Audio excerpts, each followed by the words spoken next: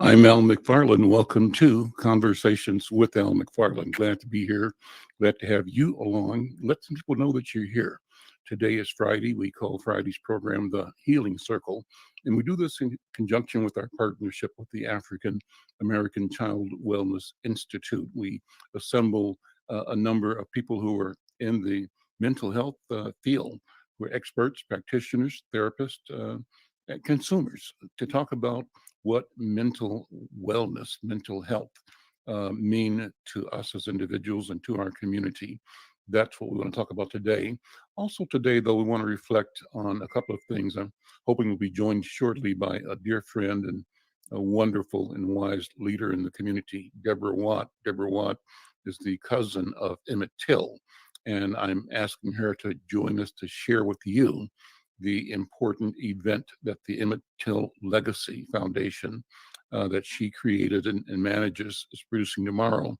That event, a virtual event celebrating, elevating the work, the leadership, the courage of Black women. So hopefully we'll be talking with her momentarily. I know that she's at the Kim Potter trial in downtown, and that is important because as we've been focused so much on Ahmaud Arbery in Georgia, on George Floyd here in Minnesota, we now are equally focused on the death and the question of justice around the events leading to the death of Brother Wright, the young man who was shot by former officer Kim Potter in Brooklyn Center, and who said she made a mistake. She said she grabbed her service revolver when she intended to have her taser. And the video, the body cam videos indicate her saying taser, taser, and then the shot and it being a bullet, not a shot. Witnesses in the trial this week testified that the injury, the damage done by the gunshot was not survivable. There was no way a human, could survive that gunshot. So Dante Wright is dead.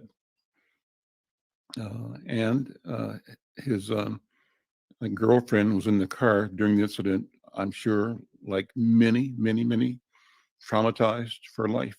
You're in the car, you witnessed. And because what happens when they shot him, he was trying to get in his car after being, approached by officers, and the car pulled off, or he tried to pull away after he was hit, and they had an accident. But he died from the gunshot wound. So terrible situation. But all in all, it encourages us to look at the time, look at where we are, and look at our own voices, look and hear our own voices, see what it is we feel, see what it is we have to say about justice, about equity, about equality, about fairness, what it is we have to say about being healthy and being healed, what it is we have to say about being healers ourselves. Well, I'm so proud to see my friend Deborah Watts of the Emmett Till Legacy Foundation, and my colleague and co-host, Dr. B, Dr. Bravada Garadak and Sonia. Dr. B, good to see you. How are you? Glad you're here. I'm fine today. Thank you. Great. Well, let me just go straight to Deborah. Deborah, I know you're stepping out of the trial. You're down there monitoring the trial of Kim Potter. First of all, though, thank you, Deborah, for being here. Thank you for this work. You've been doing this work for as long as I've known you. You have vowed to seek justice and awareness for our people on behalf of your cousin Emmett Till. And I think it's always appropriate to talk about the Emmett Till story. So I'm going to ask you to start by introducing yourself and talking about Emmett Till, why this conversation is so important. We must not forget. Deborah, go ahead. Yes, well, thank you, first of all, for inviting me to be on your program. I'm honored because, yes, I've known you a long time, and yes, this work has been going on for a long time as well. since 2005, we started the foundation. Our work is continuing, unfortunately, because we're trying to establish and maintain the legacy of Emmett Till and his mother, Mamie Till Mobley. And the fight is still going on because we are at the tail end now of the back end of the. I'm sorry, there are people that just That's entered fine. the area here, so I'm so sorry, and I'll try to No, find no the problem. place. But I'm sorry, but yes, the work still continues because the DOJ just recently closed Emmett's case. But we are still pushing forward for justice for Emmett Till. Justice, accountability, and truth are necessary as we move forward. So I hope I was able to answer your question, Al. Thank you. Well, again. tell people who might not know what happened. What is the Emmett Till story? Well, it is one that started in, his birth, was in 1941. A vibrant man who was growing up in Chicago, in the outskirts of Chicago, small town where a lot of my family migrated. And growing up with his mother, being friends with his mom and a helpmate, if you will, doing a lot of the chores for her. But he, is growing and attending school, advanced to being a teenager at age 14. He had an opportunity to travel to Mississippi to visit relatives. Basically, there was a lot of apprehension about that because he is or was going to a place where he didn't truly understand the culture that was happening there. And so Emmett went to a store with some cousins, and upon exiting the store and the store owner exiting, he whistled at Carolyn Bryant Donham, who at that time was a store owner. A few days later, Emmett was pulled out of bed at Mose Wright's home, and he was kidnapped. He was taken along a journey, a horrified journey, where he ended up being shot, lynched, and with a 75-pound cotton gin fan tied around his neck and thrown in the Tallahatchie River. And so at that time, we have to think about the era of time that was 1955. And in 1955, there were like about 30,000 people in that community. 19,000 of them were Black. None of them were registered to vote because we didn't have voting rights at that time. Right also at the tail end of Brown versus Board of Education. So the white supremacists in that area were up in arms about their children going to school with other Black children, the possibilities of integration. And so the era of time, the culture, all of those things came to bear upon Emmett. So these two people, Roy Bryant and J.W. Milam. Roy Bryant is the husband of Carolyn Bryant. J.W. Milam was his brother, a stepbrother.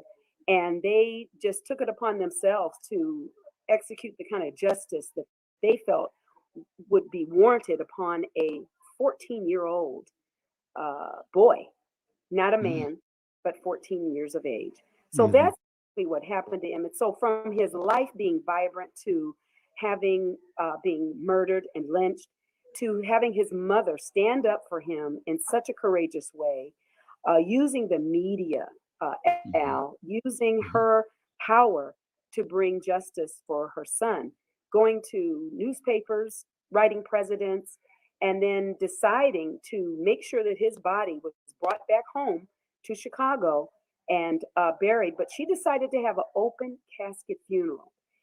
Emmett's remains look nothing like his beautiful face when she made that decision, which was something unheard of. But Mamie opened the door and I think set a blueprint for many of the unfortunate mothers that join her today in seeking justice and truth and accountability for their children who are being murdered, racially motivated murders that are occurring.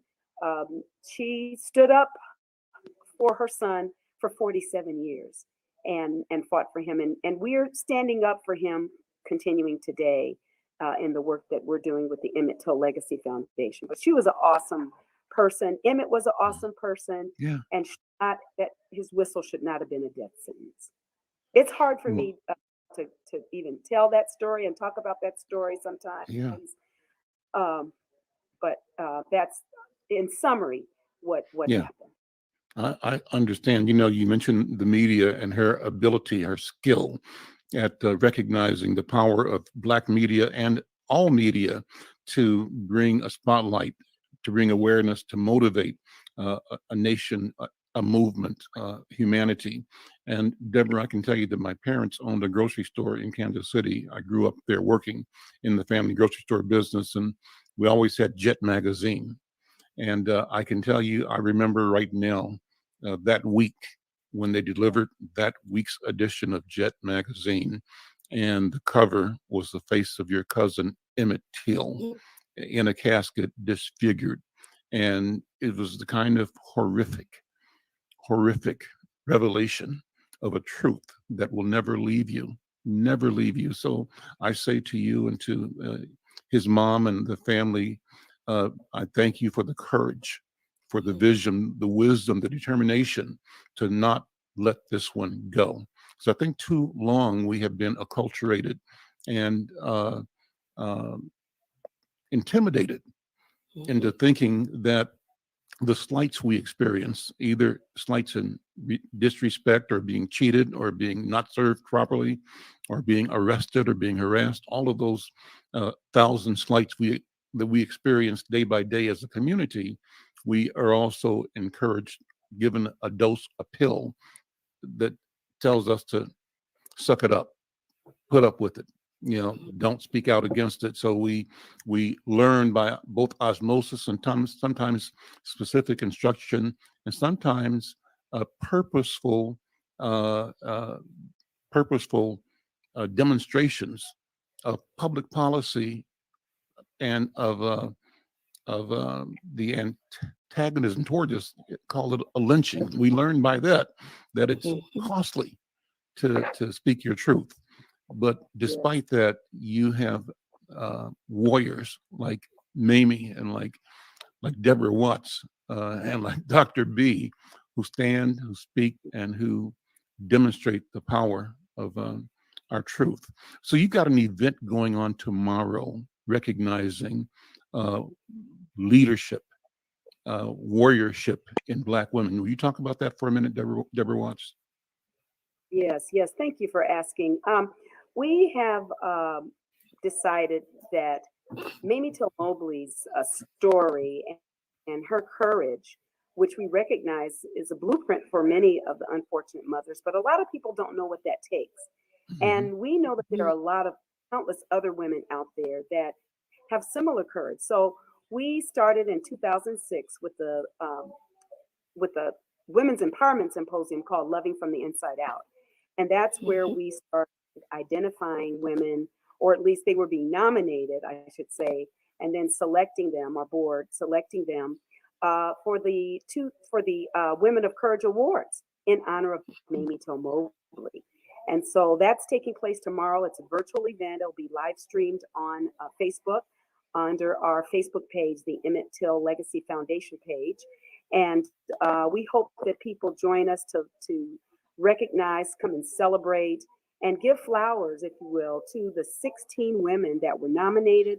They were nominated by their comrades, their fans, their peers, their friends, and family, which, everybody played a part in making that happen. These 16 women are courageous women within their own right.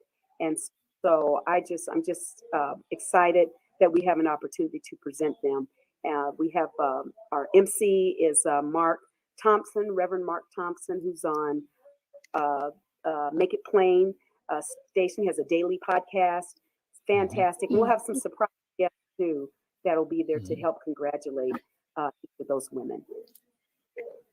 Great. Well, people can check you out on Facebook Live tomorrow at 5 o'clock, I believe. And 5 o'clock, 6 o'clock Eastern, and we're still working on some pieces of surprise that are coming. Sure. As you Well, probably know how it goes. yeah, But I it's do. important. You work to the last minute and keep on Oh my going, you goodness. know. But we're I talked to Terry, your daughter, and told her that if it's possible, we would love to share the live stream to our platforms. And so we'll try to work that detail out so that we can have a watch party or whatever it takes so that we can expand the audience and support this important work. So I mentioned you're downtown monitoring the trial of Kim Potter. Is that correct? Or were you, or are you, or so not? basically, yeah, I don't know if you can hear me because my phone is about to, the battery's going I down. do hear you. But you can. Okay. Well, basically, I'm a part of an organization called Families Supporting Families Against Police Violence. And it is important for us to support families. So basically, I'm here supporting the right family. And I think it's just important. We have a strong bond, and that bond is so critically important as each of us moves forward, fighting for justice for our families. And so that's basically why I'm here. But yes, I'm able to see the testimony, and because of COVID, they can only have 3 people in the courtroom at the time. But Okay. this is an important trial. We're talking about a killing that took place of a young man that should not have happened. So Right. there's so many similarities with Emmett's case as well. So, I know with Dr. Akinsanya, providing support, trauma support, I'll tell you, it never goes away, the kind of support that we need. But when families come together, it does provide kind of bond and foundation that helps us to move forward, because we understand we're in this club that, we didn't ask to be in it. Yeah. And so it's this club that we belong to, and we know that the supporting each other is important. And so that's why I'm here today. Last word. There's a film that's airing in the next couple of days on your cousin, right, Mamie? Yes, What can yes. what can you tell us about? Emmett, Emmett's great grandfather, just to clear up things, Emmett's great grandfather and my great grandfather were brothers, Joe and Okay. George Smith. So we're Okay. cousins. Okay. And of course, was close with my family because her mother started the Kojic Church, and our family's Kojic, and would travel to Omaha, Nebraska. And you'll hear about Omaha in the ABC documentary or not documentary, it's a TV series that's coming out. But that's done by ABC. I have several of my cousins out of Chicago that are consultants on that film, which is wonderful. And so I'm definitely excited. Have met some of the writers, Miss Caesar, Marissa, should say, and some of the others. And it's just, I'm just excited that people will get a more intimate view of a love story between Mamie and her son. They'll get to experience that. And so I'm looking forward to it. I believe it comes out January 6th. And there's some other things that are going to be coming out in addition to that. There's also a movie that's being filmed called Till, and it stars Danielle Deadweiler, Whoopi Goldberg, and others. So as a lot of my family, friends, and ambassadors are saying, 2022 is the year of Emmett Till. And hopefully people will join us in our fight for justice as they are watching these films and movies and reading books, that they need to know that there's still family out there fighting. There we go. Deborah Watts, thank you so very, very much. Thank you. Appreciate you. Thanks for Okay. coming, sister. Thank you so much. And I appreciate all of you, your professionalism, what you continue to do, Al, to shine a spotlight, and Dr. Akinsanya, what you continue to do to help people heal from the inside out. And so I just appreciate you both. Thank you so much for having me. Dr. B, I'm going to pass the talking stick to you and let me sort of digest some of all we just heard. It was great listening to Deborah Watt, getting that story, seeing where she is actually on the battlefield right now, on the front line right now. And what she represents in her presence there is this camaraderie, the support, the sisterhood, the familyhood. And what she also represents is the importance of not forgetting, of remembering.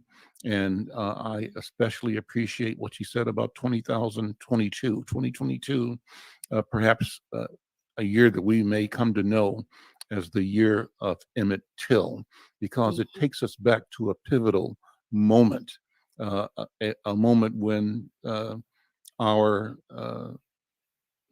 people were able to strategically engineer, strategize how to move and reach the public mind, to get past the veil and the process of isolating and keeping us in a position of vulnerability one by one, unable to connect to each other's vulnerability because of intimidation or because of lack of access, lack of voice, and because of all the attendant tools of suppression that we live under and with this country. But there's been a breakthrough.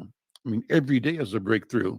And the Emmett Till, costly as it was, event, the murder of Emmett Till, is also a breakthrough and moving towards a consciousness that is bearing magnificent fruit today. That's what I think. Dr. B, what do you think? I'm going to pass the talking stick to you. Thank you so much. And I appreciated the fact that she was there, here with us today, talking about loving ourselves from the inside out. Because one of the things that happens psychologically, we learn it as infants, is that when bad things happen to us, we often try to figure out, what did we do wrong? Why did this happen to me? What did I do wrong? And if I didn't do that, something bad wouldn't happen. So when we're young, we tend to see that punishment and pain follows misbehavior. And so when we get older and misbehavior and punishment and pain come toward us without us deserving it and having been penalized, like Emmett was with his life just for whistling at a white woman, that tells you right there how difficult it is for us to claim our own healing and loving ourselves. So that sister, like you said, I think she was talking about Black Lives Matter before there was a phrase for it, before it was even popular, and the impact and the fact that his mother did break down that barrier of shame that we hold when bad things happen to us. She wanted the world to see what happened to her son. She wanted the world to know that this is what vicious inhumanity looks like, and embodied in the people around us who have power and who literally get away with murder. So today when I listened, I listened with a second ear. And the moment you said we're suppressed, and not only are we suppressed, we are oppressed. And I learned living in Texas what oppression really meant. Because I knew when I was afraid to speak up for myself, but I didn't have that option not to speak. And oppression is being afraid and speaking up, even though you are afraid. It carries that weight of knowing that if I make the right move, or if I don't make the right move, or I make the wrong move, it could cost me not just my life, but my livelihood and my life. It could cost so much. And so oppression has people paralyzed. And the only way to break it is by giving the truth air. And one way to do that, one large way, is through responsible media. When we have responsible media shining the light on the inhumanity that occurs around us, then truth, only truth can come out of it. It will stand up on its own. So when we think about Dante Wright, I as a social and psychological scientist, I think about him, and I think about Emmett Till, and I think about brain development. Now, we know that until we get to be 26 years old, our our prefrontal cortex, the part that we say makes decisions and sequencing and helps us look at consequences and causes. That part of our brain doesn't stop developing. Mostly it takes until you're 26. So Dante was 20. And we know when you're exposed to trauma, you're going to do some reactions. You're going to fight, or you're going to have flight, or you're going to freeze or surrender. So this young man was running away from what he saw as danger. And he was in danger. So surely, just because he had this scent thing hanging on his mirror, God, driving with a scent while black. And so the police that I see engaged in these, and I've been studying it a lot lately, is it comes out incrementally. First, I'm going to stop you because you've got this thing hanging on your mirror. And if my job is to protect and serve and to keep you safe, I can stop you and say, young man, you need to take that off your mirror, because that's one, illegal. Two, it's dangerous. It blocks your sight to the road. Now have a good day. Mind your business and move on. But they tend to exacerbate and accelerate insecurity, fear, anger, rage, trauma. They want to elicit that as the police come forward. And one of the things that happens is one little thing can lead to another, then another. And next thing you know, you got a dead black boy, young man, 20 years old, hasn't even lived most of his life, new baby, dead, because he had a scent in his window, in his mirror. And so what we need to do as a black people is to recognize these systemic ways that racism works. And white people who say they're allies, who say that they care about social justice, they need to sit up and say something and do something. It shouldn't always be on the victim to have to defend himself or herself. Everybody's got eyes. Everybody saw that videotape. I don't care how sad or upset or much of an accident it was. It was an accident that was bound to happen when you don't just do that one thing, protect and serve. Because protecting would have just said, son, move that from your mirror and mind your own business and move on. But that's not what that was done. And so we, as Black psychologists, we even have studies and research that says how when white policemen engage with Black folks, they tend to have harsher penalties for what we do in our behaviors. They don't excuse problems or flaws. They tend to be ruder in the way they engage with us. They continue to escalate the problem by keeping us longer and looking for something they can pick on to change or engage with us on. And it's really about power and that abuse of power. So when we're thinking about this trial right now, and we're thinking about the work we're doing as a Black community, one of the first things, Brother Al, is thinking about, like this week, we have this program that we're doing, the seven shows in a row that's going to focus on the values of Kwanzaa. And the one for this week is about umoja, unity. And when we think about unity and we think about what it means for us as Black people, we have to remember that unless we stand together, the word umoja means to strive for and to maintain unity in the family, community, nation, and race. And our thought today is we can't have unity without trust. We would like to have unity in our whole community. We'd like to have unity with our white and brown brothers and sisters. We'd like to have unity. But if you can't trust the police officer who you're supposed to be protecting and serving, if you can't trust them to stop you safely, thinking that you have something that's going to end up killing you, how are we going to have unity? How are we going to have unity if we don't have trust? That's the question. Amazing. It's amazing. I'm feeling it, as you're speaking, I'm reflecting on news of the week that bears on this conversation.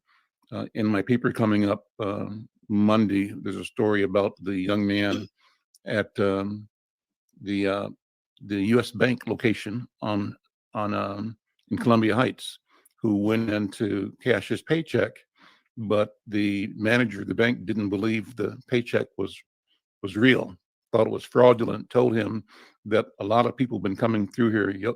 I think he said, might have said your people, but maybe not. Maybe just people implying your black people coming in with altered documents or forged checks, and therefore hesitated. And the young man said, first of all, I have an account here. I'm an account holder. Here's my ID. This is my check. And I want the service that you're here for and that I deserve as a customer, but not believed. So, this speaks to that question of trust you're talking about. What about the system that engineers itself to always display uh, not only distrust, but contempt and arrogance and a shorthand that leads to marginalization that reflects its its training to disbelieve and to not even accept that we are human beings, That's right. and that encourages them, white people, to feel like they are betraying themselves, betraying their race, if they uh, are fair, just, and even honest Yeah. with themselves and about us and with us. That's right. Therefore, they live with this dichotomy, a profession of the great ideals encapsulated in the Declaration and the Constitution, and the potential of the idea of democracy, while at the same time embracing and executing a system of human bondage. That's right. That's How do right. they hold that contradiction, right? And so, our purpose and our experience, our story has been resistance to fight and to not accept what's being sold and told by that process, that social structure, and to Mhm. create within our own community and ourselves a governance structure that tells us that we have to be who we truly are to each other Mhm. as much as we can, Mhm. and not be bound by, destroyed by who they say we are and what we think we have to do to um, to gain their favor, their acceptance, et cetera. And I'm kind of rambling here, but these are the thoughts I have, and I'm Let me interested in. Yeah. yeah, let me say a couple of things. One Well, is when we think about before you do that, the point I was going to make was that in talking to Tyrone Terrell, Brother Tyrone, you know him, yes, we about do. the U.S. Bank, he and I said, you know what, this incident at U.S. Bank on Lake Street is not dissimilar to the incident on 38th and Chicago. A black man goes into a business establishment, and in that case, the cops are called because of whatever reason. The Mhm. reason there was possibly a forged document, a counterfeit currency. The consequence was police arrived, George Floyd murdered. That's right. That could have happened just as easily in Columbia Heights. I'm so glad it didn't. But the That's right. point I'm saying is that we know that often situations like this, just like the woman in the park in New York calling the cops on the bird watcher, right? That's right. And That's right. knowingly intending that he would be subdued and subjected to the power of her whiteness. That's That's the right. problem I'm talking about. So what do we do about that?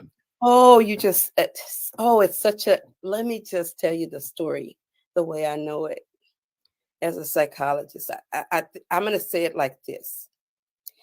When we study our history and we think about how a human being could harness, enslave, assault another human being, rape, castrate, hang, murder another human being. What psychological depravity must exist in a human being to do that to another? So we think back on early situations where possessing people as if they were cattle is the origin of dehumanizing who we were and are. That origin of selling us on the stock market like they're selling chickens and cows and hogs, strip you butt naked. And yet, let me take it deeper. And yet, if you see that person as an animal in that context, why on earth do you go in the middle of the night and rape the woman? Mm. So something there, that psychological acrobatics requires a person to step out of their own humanity to dehumanize another. That's the first part. The second part is when they started looking at this, there was all kinds of what they call negrophobic literature and writing about Black men being like crazed animals looking for white women to rape. And they've had these, the idea of the Mandingo, McKinley's work, and all of these stories in the media that they had at that time, saying how animalistic we were and we are as Black people. They even had, as you know, Brother Al, they had a medical disorder introduced by Sam Cartwright, saying that Black slaves who wanted to run away, drapetomania, that's what they call it. Drapetomania is if you want to run away, that's a mental illness. If you want to abscond from slavery or service, that's a mental illness. And do you know what they said the cause of the illness was? It was caused by white masters who treated Black slaves as if they were human beings. So if you treat a Black person, so you see where the legacy of what we're talking about, if you treat a Black person like they're human, like you, and you think of them as human, they know they need a safe place to live, kids need stuff. If you do that, then you are aiding and abetting drapetomania. So they're going to run away and they're not going to be treated because they think they're human like us. That's it. Then let's just take it a little deeper. We had recent studies by one of my colleagues, Jennifer Eberhardt, looking at how Americans see Black folks. And they see Black folks mostly as apes.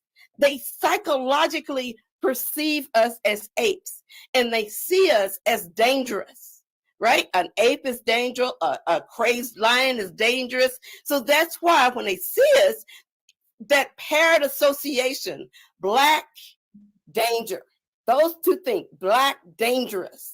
So whether white folks want to be good and loving and kind or not, we all grew up in a culture where Black was bad and white is good.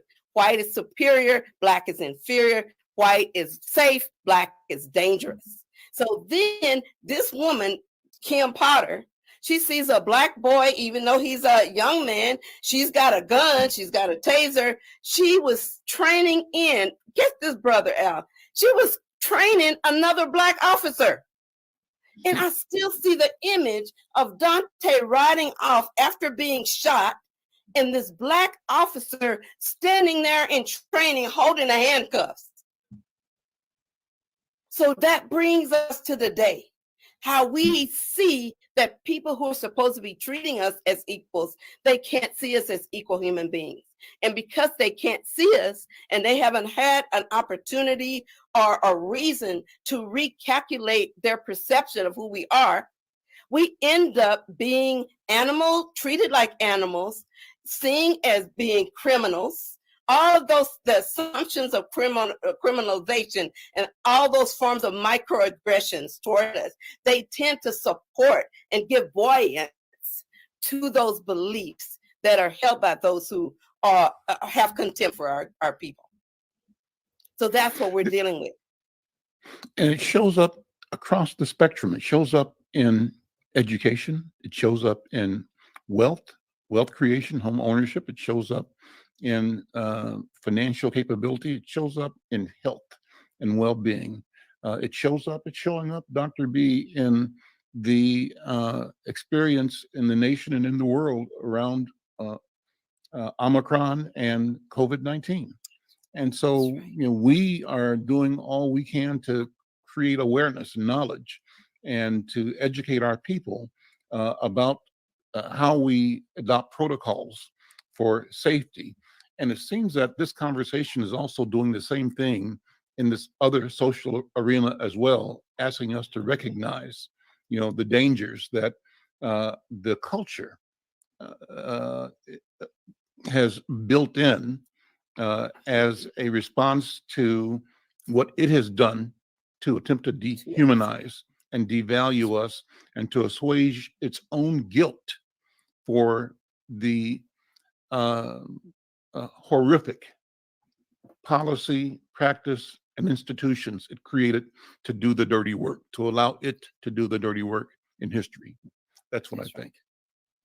And I agree with you. I think that finding, okay, first, the cognitive dissonance, the confusion psychologically that occurs when a child is born, whether they're white or black, when they suddenly start seeing people depicted as different and bad, how that indoctrination process occurs, and how children, when they're little, they don't see that. They just see somebody, you're chocolate, I'm vanilla, and I like both. They don't see all that negativistic perceptions that are given to them, and intentionally and unintentionally passed on transgenerationally to them. For white folks, their survival in America is based on oppression of others. And for us, people of color and BIPOC communities, our survival is built on collaboration and lifting up ourselves.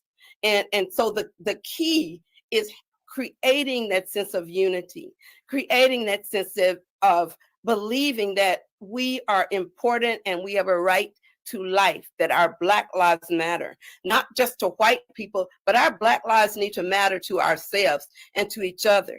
So when we have gang violence, where again, our gangs are playing into that expectation that we are not going to value each other. We've been really lynched, where we've been told to separate the house slave from the field slave, separate the light ones from the dark ones. So now we got the gangster disciples, the Crips, and the blood, anything that can keep us separate and divided so that we can be conquered.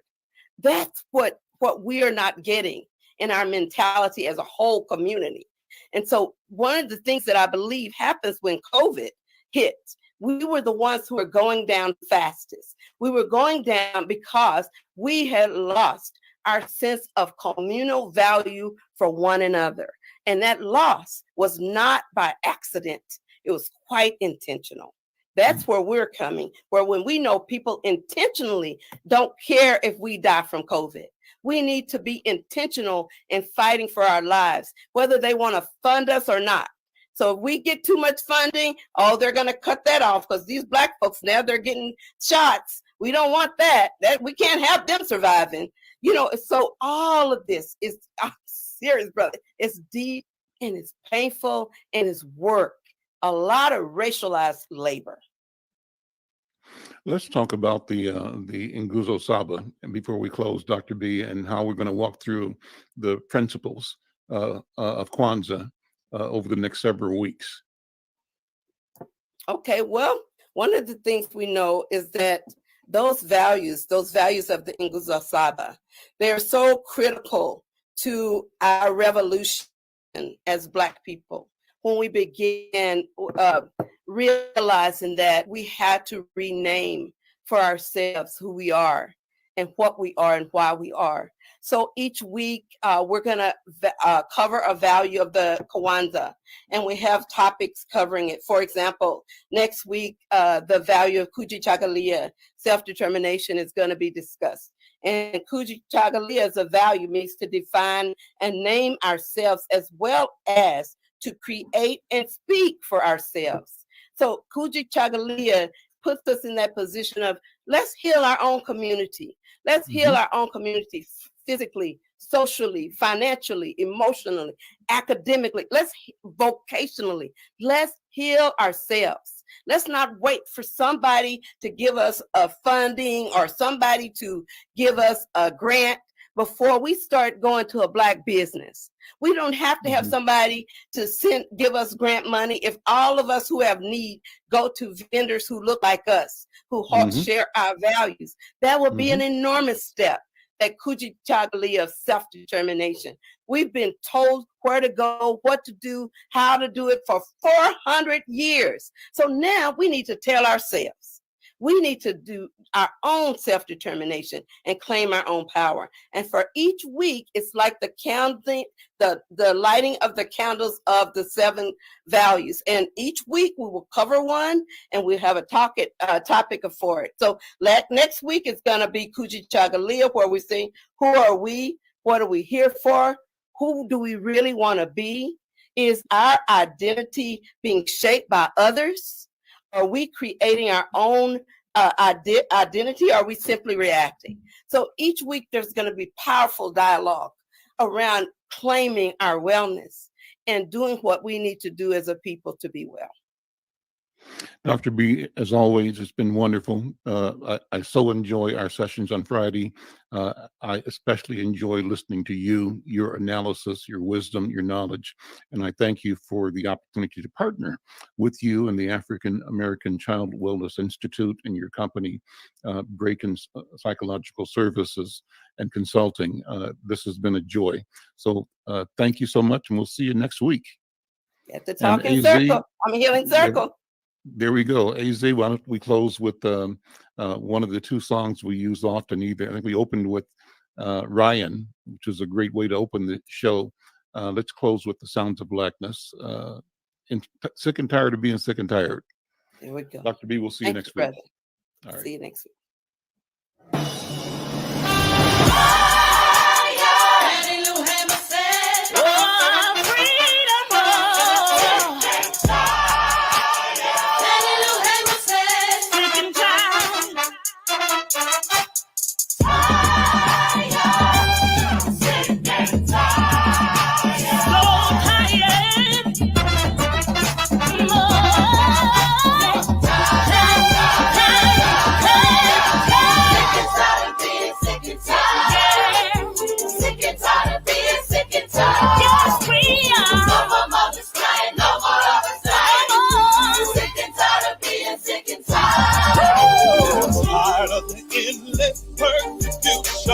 Tired of the ruthless execution. Tired and ready for revolution. Sick and tired of being sick and tired. Tired of injustice and brutality.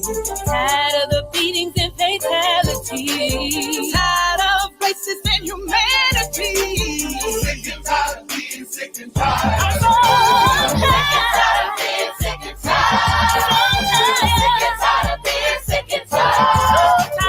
No more mothers crying, no more overtime. No more. Sick and tired of being sick and tired. Tired of hate and discrimination. Tired of the second-class frustration. Tired of religion for generations. Sick and tired of being sick and tired. Tired of the suffering and neglect. Tired of centuries of disrespect. Gotta take your knee off my neck. Sick and tired of being sick and tired. Oh, sick and tired of being sick and tired. Sick and tired of being sick and tired. No more mothers crying, no more overtime. Sick and tired of being sick and tired. We just can't go on this way. We've got to break these chains. Now that's time to make a change. Together we can celebrate today. And tomorrow, say the name. Freddie, Eric, and Jamal. Sandy, George, and Brianna. Make me wanna scream and holler. Sick and tired. Sick and tired. No more money's flying.